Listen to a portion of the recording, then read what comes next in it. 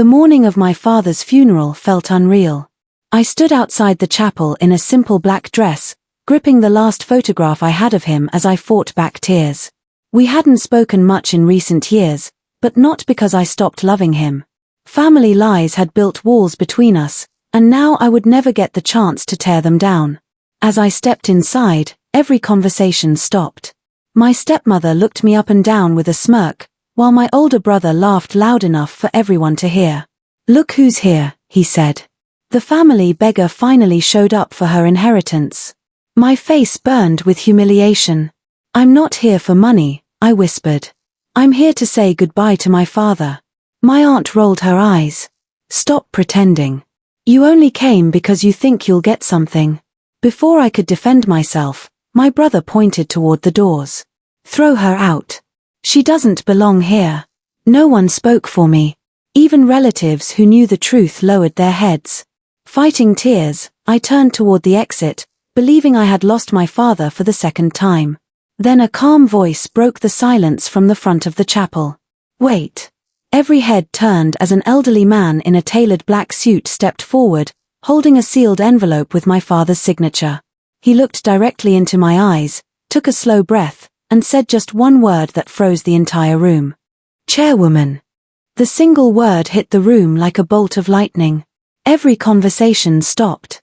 My brother's confident grin vanished, and my stepmother frowned as if she had misheard it. The elderly man in the tailored black suit walked toward me with calm, measured steps, carrying a sealed envelope marked with my father's unmistakable signature. "My name is Mr. Harrison," he said, his voice steady enough to silence the entire chapel. "I was your father's attorney, corporate secretary, and closest professional advisor for nearly 3 decades. He left written instructions that this letter be opened only after every member of his family had gathered in this room." My stepmother let out a sarcastic laugh. "Then open it already. Everyone here knows she came looking for money." Mr. Harrison ignored the comment, carefully broke the wax seal, unfolded the letter, and began reading aloud. "If my daughter is standing in this room today, then she has already endured years of pain that I failed to protect her from. If she is absent, then the people responsible for separating us have succeeded." The words struck me harder than I expected. My hands began to shake. I hadn't heard my father defend me in years, yet his voice suddenly filled the chapel through every sentence written on those pages. Mr. Harrison continued, "To my daughter, I owe the greatest apology of my life. I believed the lies that were placed before me. I was told she no longer wished to see me, that she ignored my letters, refused my calls, and cared only about living her own life. I know now that every one of those lies was carefully created." Gasps echoed across the room. My aunt slowly lowered her head while my stepmother's expression hardened. My brother stepped forward. "This is nonsense," he snapped. "My father never wrote that." Without saying a word, Mr. Harrison placed a certified handwriting report, notarized copies, and witness statements on a nearby table. "Every page has been authenticated," he replied. "Your father signed this in front of witnesses while fully competent." My brother fell silent. Mr. Harrison resumed reading. 8 months before my death, I discovered that letters addressed to my daughter had been hidden. Phone calls were blocked. Visits were cancelled without my knowledge. Messages were destroyed before they ever reached me.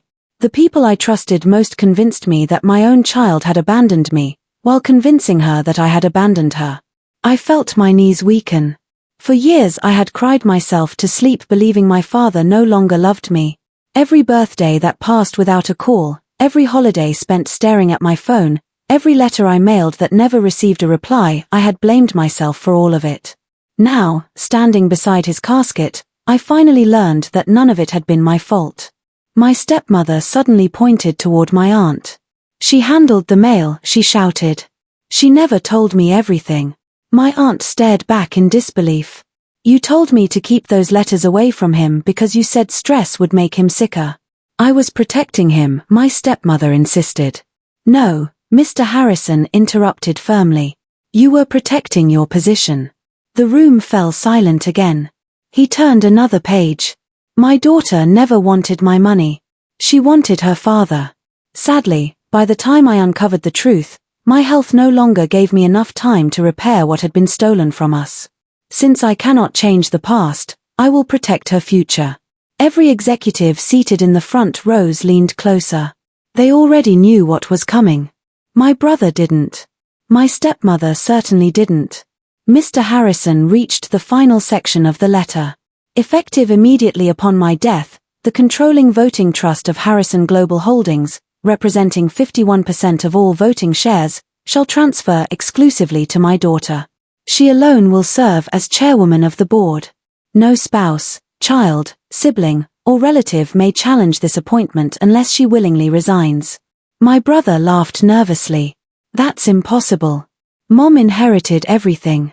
Mr. Harrison calmly opened his briefcase again and removed several thick legal folders bearing official court stamps. Your stepmother inherited your father's personal estate according to the family will, he explained. The company, however, is governed by a completely separate corporate trust established years ago and amended after your father discovered the truth. That trust has already taken legal effect. My stepmother's face drained of color. No, there has to be another document. There is, Mr. Harrison answered. It's this one. He placed the signed trust agreement on the table for everyone to see. Filed, registered, witnessed, and fully enforceable. One by one, the senior executives rose from their seats. None of them looked at my stepmother anymore. None of them looked at my brother. Instead, they turned toward me. The company's chief financial officer stepped forward first. Chairwoman, he said respectfully, extending his hand.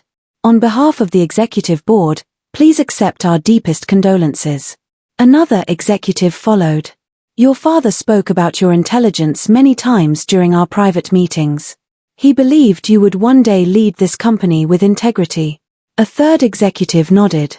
We've been waiting for this day since the trust documents were finalized. My brother stared at them in disbelief.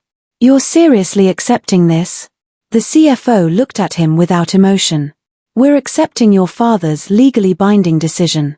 My stepmother rushed toward Mr. Harrison, her voice trembling. She knows nothing about business. Mr. Harrison didn't even flinch. Your father anticipated that concern. He removed one final envelope from the briefcase. For the past 3 years, your daughter has quietly completed executive leadership training, attended confidential board briefings, and studied every division of the company under anonymous mentorship arranged by your father. He prepared her long before any of you realized it. Every eye in the chapel shifted toward me. My brother looked completely stunned. You knew? I slowly nodded. Dad asked me to keep it secret until the right time.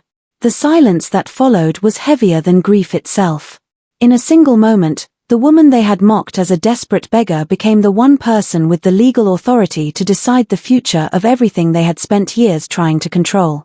And judging by the fear in their eyes, they had finally realized that throwing me out of my father's funeral had been the biggest mistake of their lives. I looked around the chapel, meeting the eyes of every person who had mocked, judged, and humiliated me only minutes earlier. No victory could erase the years I had lost with my father, and no amount of money could bring him back. I quietly thanked Mr. Harrison, walked to my father's casket, and whispered the goodbye I had been denied for so long. Then I turned to my family. I won't seek revenge, I said calmly. But I also won't reward betrayal. Over the following weeks, an independent investigation confirmed everything my father had uncovered. Those responsible for deception and misconduct were removed from the company and held accountable through the proper legal process. I focused on rebuilding the business with honesty, transparency, and respect, the values my father had always wanted to protect. As for the relatives who once called me a beggar, they learned a lesson that day they would never forget. They didn't lose because I became chairwoman. They lost the moment they chose greed over family.